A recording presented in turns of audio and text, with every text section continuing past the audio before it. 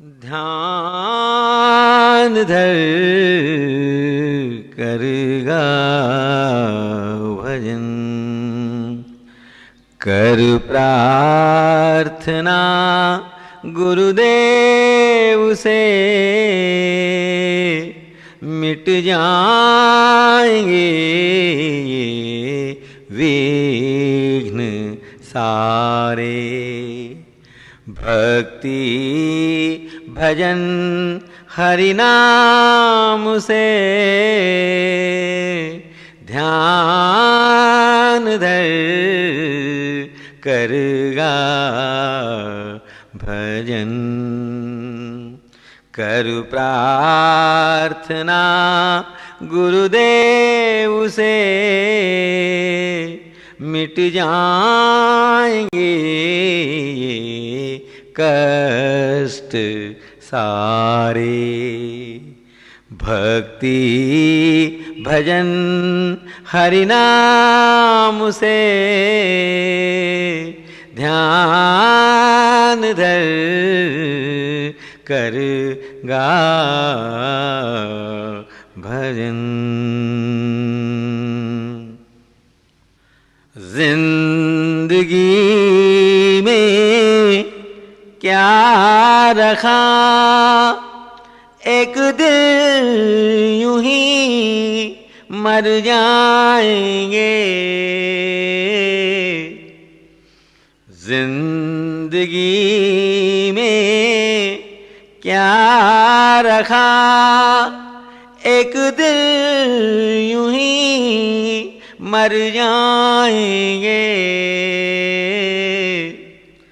धन और दौलत ये इमारत सब यहीं रह जाएंगे। मुक्ति कमा मुक्ति को पाओ, मुक्ति कमा मुक्ति को पाओ। ये प्रार्थना है आपसे, ध्यान धर करगा भजन, कर प्रार्थना गुरुदेव से, मिट जाएंगे विघ्न सारे।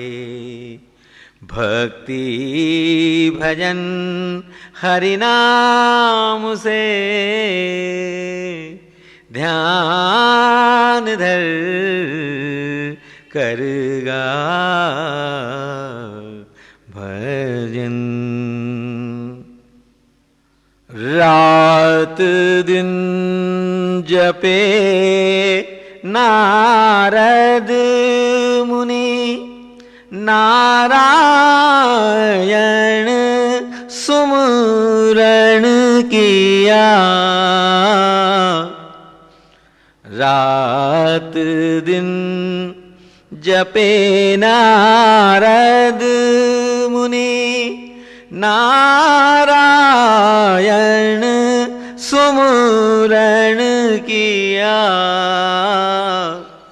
सैकड़ों को ज्ञान देकर ज्ञान का वर्णन किया। कोई फर्क रहता नहीं, कोई फर्क रहता नहीं। भक्त और भगवान में ध्यान धर करगा भजन, कर प्रार्थना गुरुदेव से मिट जाएंगे कष्ट सारे। भक्ति भजन हरि नाम से ध्यान धर करगा भजन।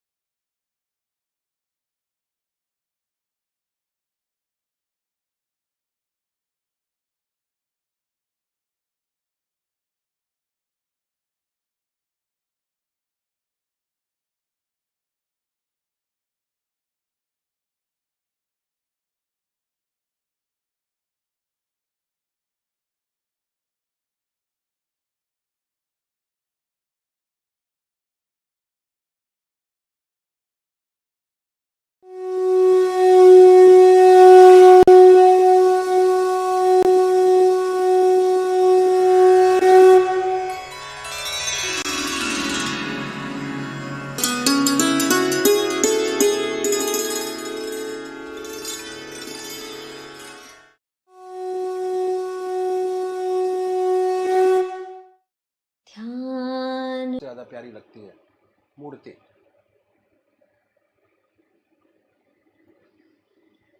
किसी से पूछने की जरूरत नहीं, अपनी आत्मा से प्रश्न कीजिए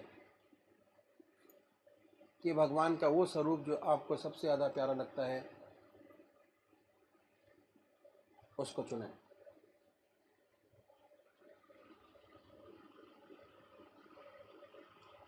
उसके बाद किस नाम से आप उनको याद करेंगे उसको भी चुने। मंत्र, एक अपना इष्ट देव और एक मंत्र। उसके बाद पूजा के स्थान पर जाइए, जिस स्थान पर बैठे हैं, जिस आसन पर बैठे हैं,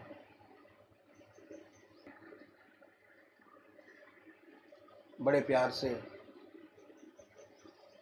धूप बत्ती अगरबत्ती जलाएं, बड़े आराम से बैठिए और बैठने के बाद ये महसूस कीजिए कि आपका इष्ट शरीर आपके सामने विद्यमान है।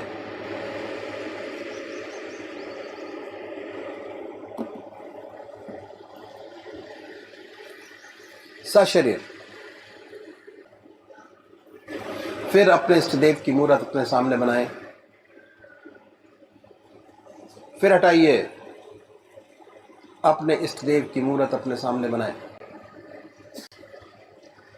जो मंत्र आपका है उसको उच्चारित होते सुनिए कि हमारे हृदय से हमारे इष्ट का नाम निकल रहा है और हम सुन रहे हैं। और जब तक ऐसा ना हो, बड़े प्यार से अपने इष्ट का नाम विद फुल फोर्स से ले सकते हैं। इतना फोर्स उस नाम में होना चाहिए कि ना कोई दूसरा विचार रहे ना ख्याल, उसमें तल्लीन हो जाए, उसी की याद हो, उसी का ख्याल हो। समर्पित भाव से बड़े प्यार से अपने इष्ट के नाम को ले। आधा घंटा सुबह और आधा घंटा सायंकाल, ये 2 समय निश्चित कीजिए और आधे घंटे में 20 से 25 मिनट ध्यान को दीजिए। दूसरे वो भाई हैं जो निराकार भगवान के उपासक हैं, ओम, अल्लाह, वाहिगुरु, क्राइस्ट, गॉड, वो क्या करें, वो कैसे ध्यान करें। बड़े आराम से बैठिए, बड़े प्यार से। उसके बाद ये महसूस करें कि हमारे हर दिल की धड़कन पर जो नाम आपने चुना है वो निकल रहा है। हृदय ओम ओम कह रहा है और पूरे शरीर में वाइब्रेट करता है। उसके वाइब्रेशंस को महसूस कीजिए और आनंदित होइए। बड़े प्यार से इस काम को करना है। जब भी कोई सांसारिक बात आपके जहन में आए, दिमाग में आए, उन विचारों को हटाएं, फिर अपने इष्ट देव की याद में लगे, फिर हटाइए, अपने इष्ट देव की याद में लगिए। अगर आज ध्यान करते हुए आपके 100 विचार 1 मिनट के अंदर आते हैं तो निश्चित समझिए, अगर ये अभ्यास आप बराबर करते चले जाएंगे तो एक दिन ऐसा आएगा कि कोई विचार आपके आगे नहीं होगा। साधक की दृष्टि से गीता में 4 बात बताई। पहली आहार की शुद्धि, दूसरी विहार की शुद्धि, तीसरा अभ्यास और चौथा वैराग। अभ्यास पर बहुत भारी जोर है और सारी जिंदगी हम एक चीज का अभ्यास करते चले जाते हैं और उसकी परफेक्टनेस पर देखते चले जाते हैं। बड़े प्यार से अगर इस तरीके से अभ्यास करेंगे, बड़ी सुंदर स्थिति होगी। जब भी आप विश्राम चाहेंगे, बड़े प्यार से विश्राम मिलेगा, ना कोई दूसरा विचार रहेगा, ना ख्याल। और हमारी आत्मा हमारे मन को देखती रहती है, वो बताती है कि हम क्या सोच रहे हैं। जब विचार हट जाए अपने इष्ट देव के चरणों में, फिर दोबारा उस चीज़ को पकड़े, अपने इष्ट देव को दोबारा अपने इष्ट देव में ध्यान लगाइए। तो अभी एक भजन होगा और भजन के साथ साथ सभी भाई बहन अपने करेंगे। ये आरज़ू नहीं है कि कायम ये सर रहे, ये आरज़ू नहीं है कि कायम सर रहे। मेरी दुआ है ये कि तेरा संग दर रहे। मेरी दुआ है ये कि तेरा संग दर रहे। ये आरज़ू नहीं है ऐसा तेरी खैर तेरे में कदर की खैर, ऐसा कि तेरी खैर तेरे में कदर की खैर, ऐसी पिला की जिसका, ऐसी पिला की जिसका नशा उम्र भर रहे। ऐसी पिला की जिसका नशा उम्र भर रहे। ये आरज़ू नहीं है कि कायम ये सर रहे, कि कायम ये सर रहे। ये आरज़ू नहीं है जान जहाँ तू ही तो है मकसूद कायनात। ऐ जान जहाँ तो ही तो दे कायनात, मेरा निशान रहे न रहे, मेरा निशान रहे न रहे, तू मगर रहे, मेरा निशान रहे न रहे, तू मगर रहे, मेरी दुआ है ये कि तेरा संग दर रहे, ये आरज़ू नहीं है। फुरक़त की सख्तियाँ मुझे मंजूर है, मगर फुरक़त की सख्तियाँ मुझे मंजूर हैं, मगर इतना जरूर हो कि इतना जरूर हो कि तुझे भी खबर ले, इतना जरूर हो कि तुझे खबर रहे, मेरी दुआ है ये कि तेरा संग दर रहे, ये आरज़ू नहीं है कि कायम ये सर रहे, ये आरज़ू नहीं है। अपनी तो आरज़ू है कि मरने के वक्त भी,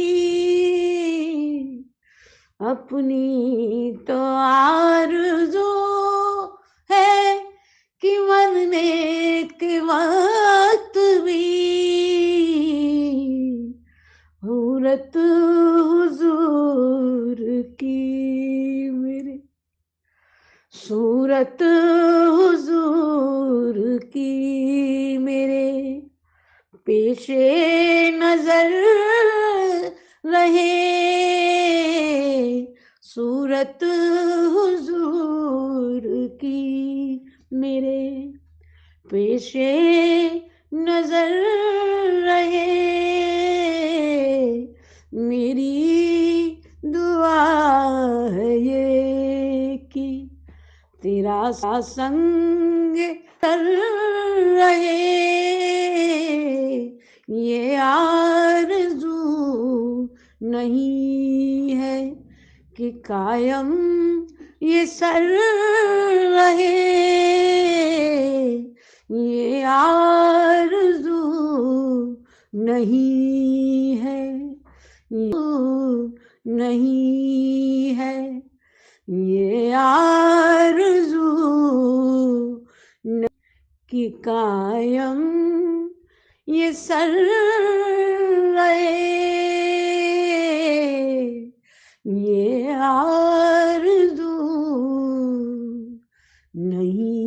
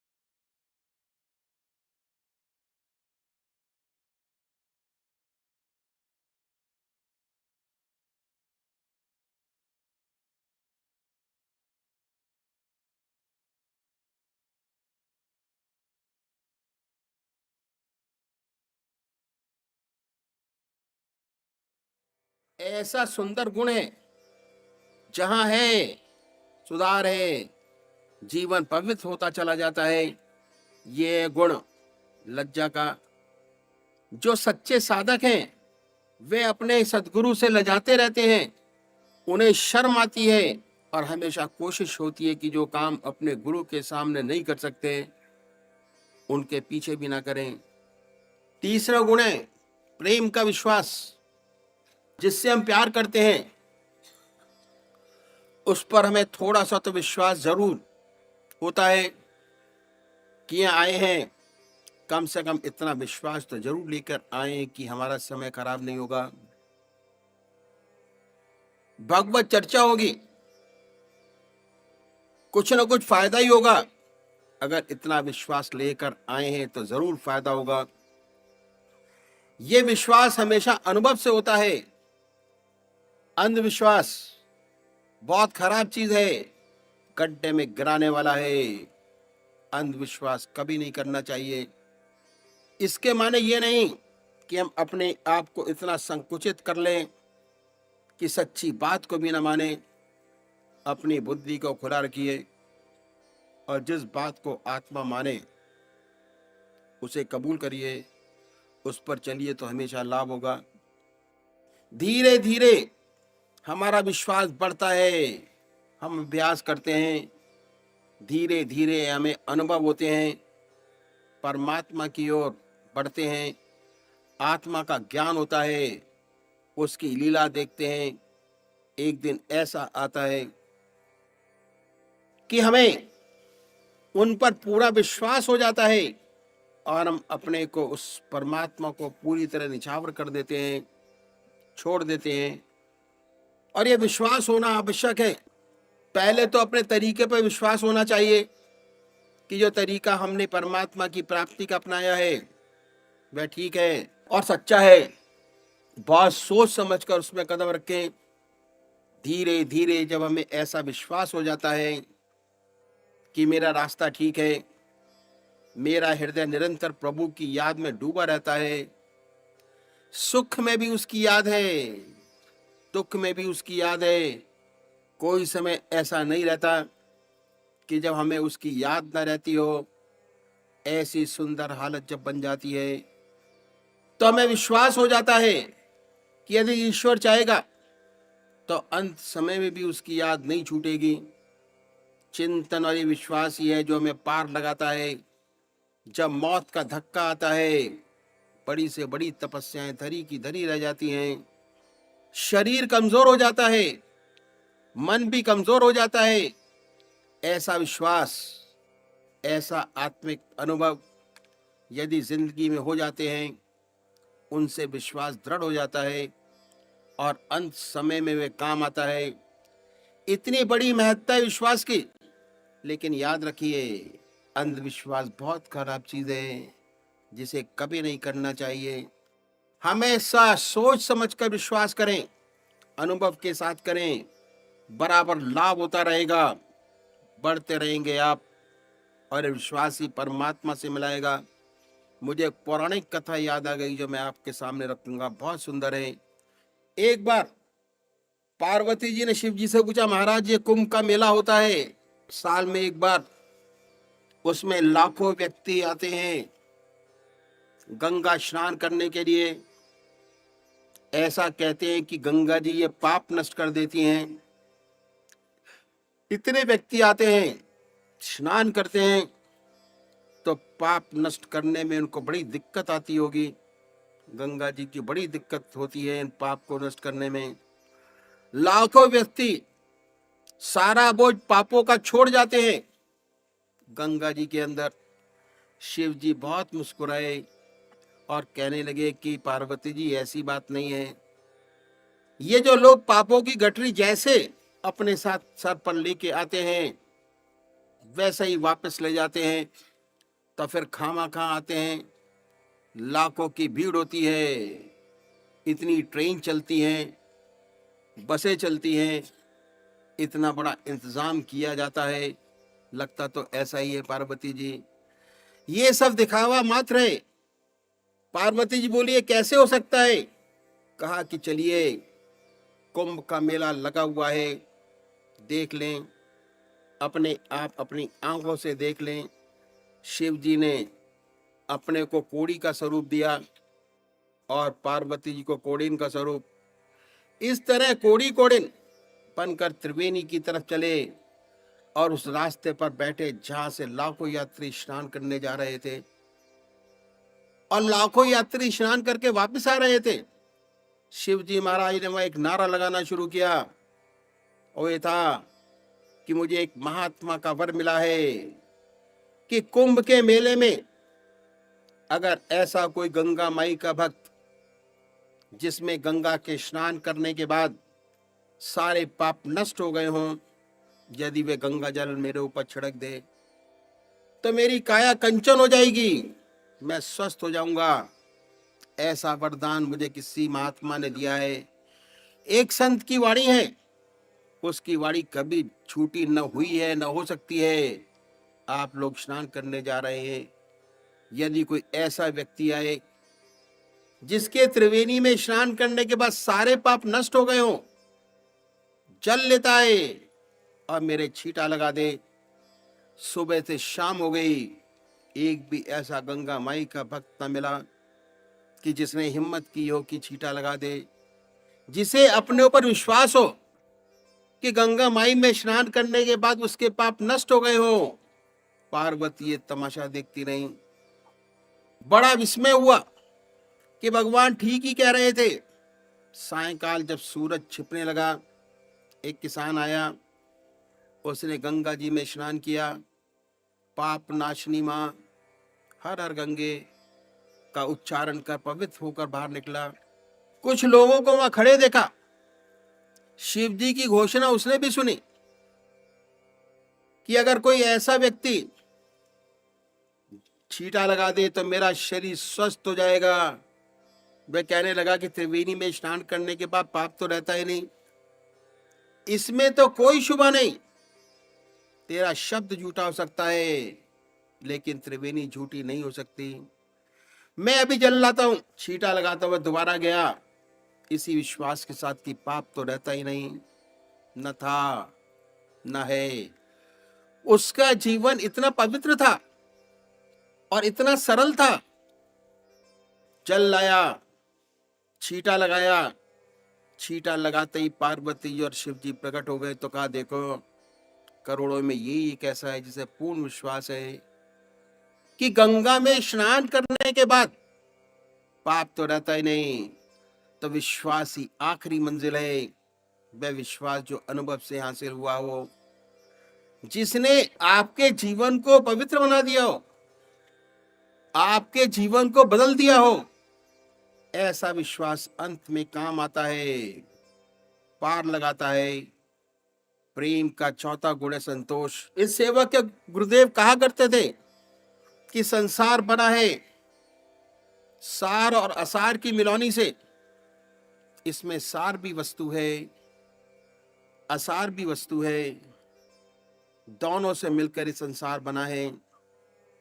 इस संसार में परमात्मा ने जहां आपको जन्म दिया, जिन परिस्थितियों में रखा, उन परिस्थितियों में संतुष्ट रहते हुए उस परमात्मा के नाम को दिल और दांतों से पकड़ो। कहा करते थे दिल और दांतों से।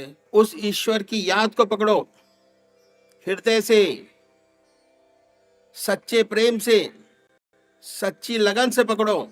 दांतों से मतलब क्या है कि जब आदमी हताश हो जाता है, डूबता होता है, तिनके का सहारा पकड़ता है।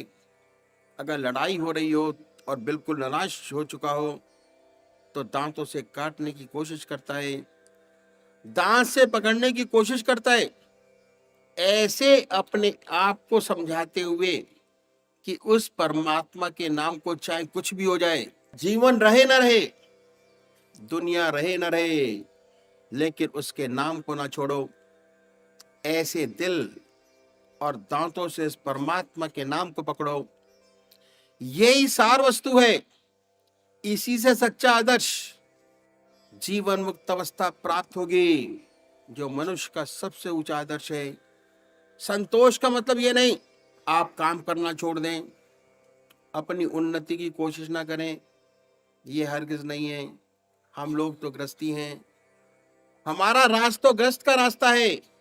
दुनिया में रहते हैं, इसी संसार में रहते हुए संसार के सब काम सुंदरता से करते हुए हृदय निरंतर परमात्मा की याद में डूबा रहे, परमात्मा की याद में बर्फ की तरह पिघलता रहे और संसार के सब काम सच्चाई के साथ, लगन के साथ होते रहे, बनते रहे आज से अच्छे।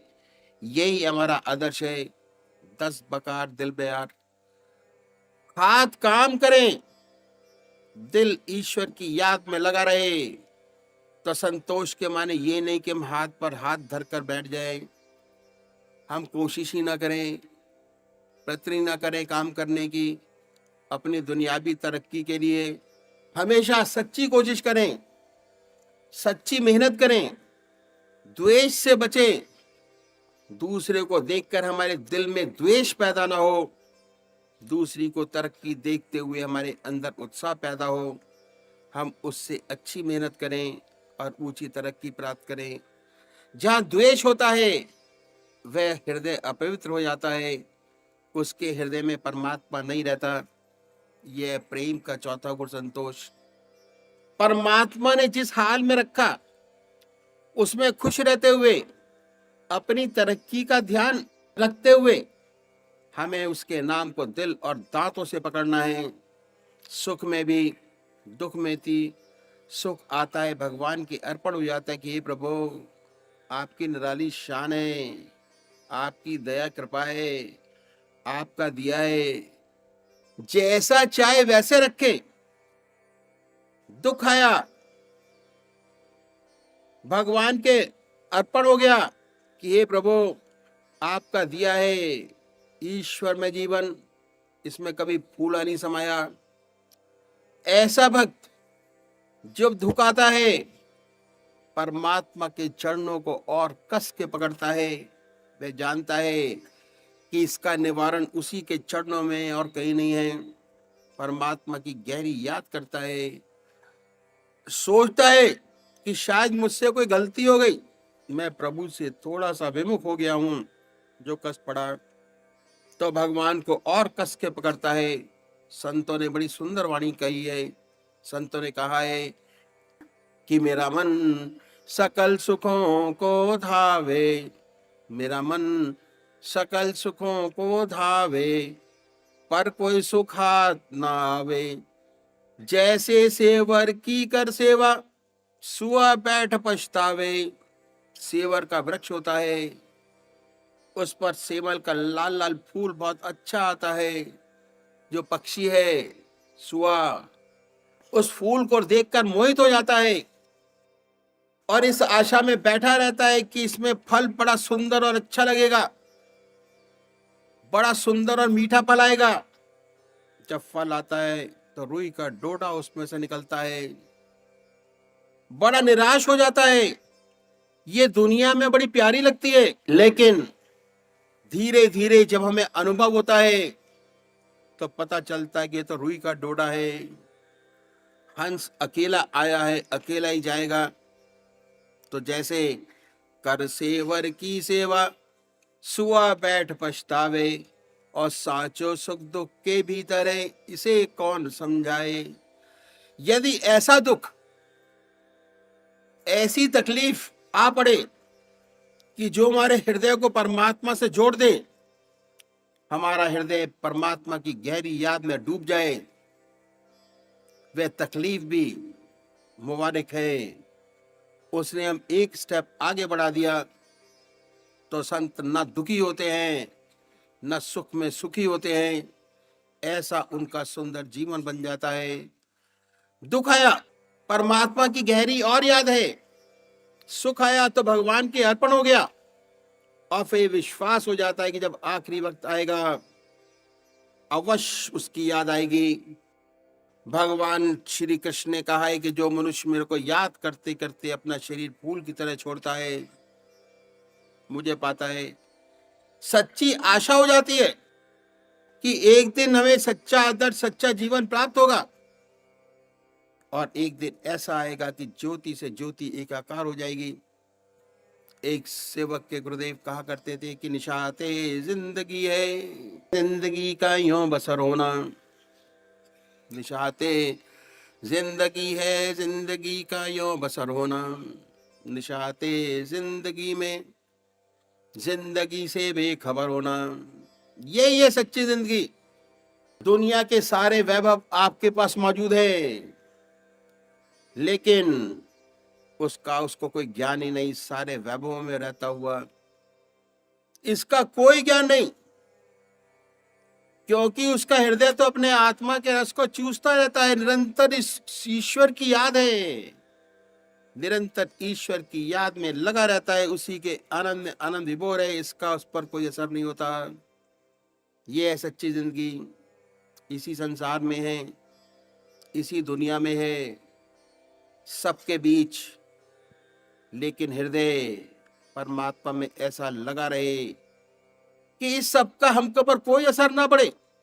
ये है सच्ची जिंदगी। और ये है प्रेम का चौथा गुण, संतोष। प्रेम का पांचवा गुण, त्याग, इसार और कुर्बानी। एक दिया जलता है, तेल और बाती ठीक है, रोशनी अच्छी देगा। जब लौ जलना शुरू करती है तो चिराग की लौ में धुआं पैदा हो जाता है, तो क्या करते हैं, कैंची से उसको छाट देते हैं। तेल दिए में और डाला, तेल जलने लगता है, फिर दिया रोशनी देने लगता है। परमात्मा की असीम दया कृपा से परमात्मा का प्रेम जागृत हो जाए आपके हृदय में, तो साधक को चाहिए कि त्याग की कैंची से उस लौ को सदैव प्रज्वलित करता रहे। ऐसा ना हो कि इसमें धुआं पैदा हो जाए। त्याग है शरीर का, त्याग है समय का, त्याग है धन का। ये सब त्याग हमें अपनी लौ को कायम रखने में मदद करते हैं। और सबसे ऊंचा त्याग है मन का, कि मन निरंतर उस परमात्मा की याद में लगा रहे, एक भी क्षण को इधर उधर ना जाए। सबसे ऊंचा त्याग है मन का। ऐसी लौ उसके नाम की हमारे हृदय में जागृत हो, जो निरंतर जलती रहे। और जब लौ निरंतर जलती रहती है, तब हमारे हृदय का अपना दीपक जल जाता है और चिरागों को जलाता है। एक चिराग से दूसरा चिराग जलता है। हमें ऐसा चिराग बनना है जिसमें परमात्मा की लौ हमेशा जलती रहे, ईश्वर की याद हमारे हृदय में निरंतर जलती रहे। खाते पीते सोते जागते बनती रहे, लौ निरंतर हमारे हृदय में प्रभु के नाम की जलती रहे। तब हमारे हृदय में ऐसी रोशनी, ऐसा प्रकाश पैदा होगा कि दूसरे लोग आएंगे, उनके हृदय भी प्रकाशमय हो जाएंगे। लोग कहते हैं कि पतंगा बड़ा प्रेमी है, लौ पर अपने प्राण न्यौछावर कर देता है और अपने आप को जला देता है। लेकिन ये भूल जाते हैं कि पतंगा कब जलता है। पतंगा जब जलता है जब लौ खुद जल लेती है, तब पतंगा अपने आप को जलाता है। तो ये रास्ता अध्यात्म के विकास का, फैलाव का। हमारे हृदय में सच्ची लौ जागृत हो जाए, सच्चा प्रेम अपने इष्ट के प्रति बन जाए, सच्चा प्रेम उत्पन्न हो जाए। प्रेम से परमात्मा मिलता है। विनय और प्रेम दो विशेष गुण हैं, हमें ईश्वर तक ले जाते हैं और हमारे जीवन का सच्चा लक्ष्य, मुक्त अवस्था जीवन, वहां तक पहुंचाते हैं। तो ये बातें हैं जो हमारी पूजा को सच्चा बनाती हैं, परमात्मा तक ले जाती हैं। विनय प्रेम बस भई भवानी, खसी माल मूरत मुस्कानी।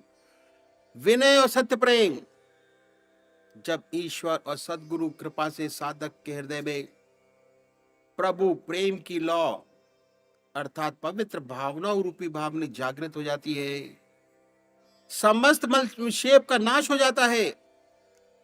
हृदय निरंतर प्रभु प्रेम में सराबोर डूबा रहता है। आत्मयी अवस्था हो जाती है। साधक शांत चित्त हो जीवन मुक्त अवस्था में बना रहता है। परमात्मा तू ही है, तेरी इच्छा पूर्ण हो।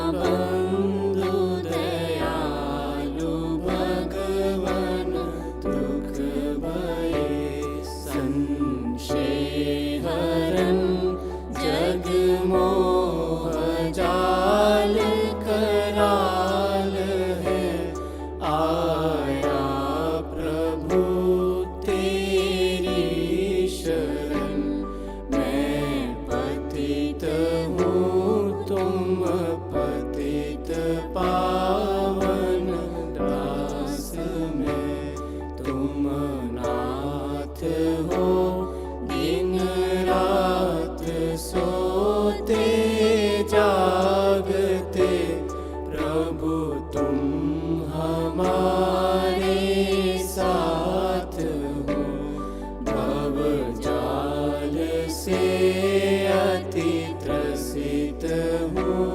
करता बने हो हे पिता कर जोड़ कर अति दीनता से नाथ ये वर मांगता गुरु के चरण में प्रेम और गुरु भक्ति मुझको दीजिए श्रद्धा बड़े गुरुदेव में ऐसा अनुग्रह कीजिए सर्वस्व अर्पण कर सकूं प्रीति बढ़े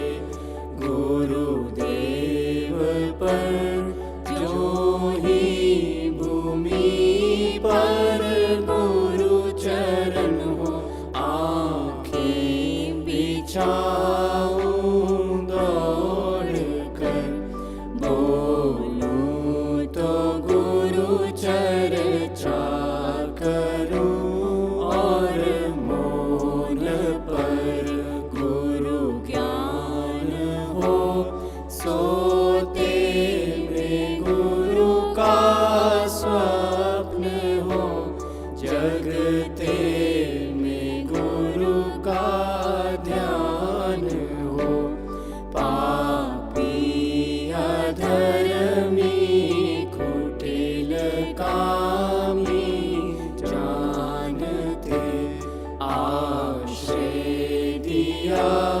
गृहवासी गुरुदेव जी निज दास मुझको कर लिया अंतिम विनय है आपसे पूरन गुरु पूरन पिता तब चरण पर हो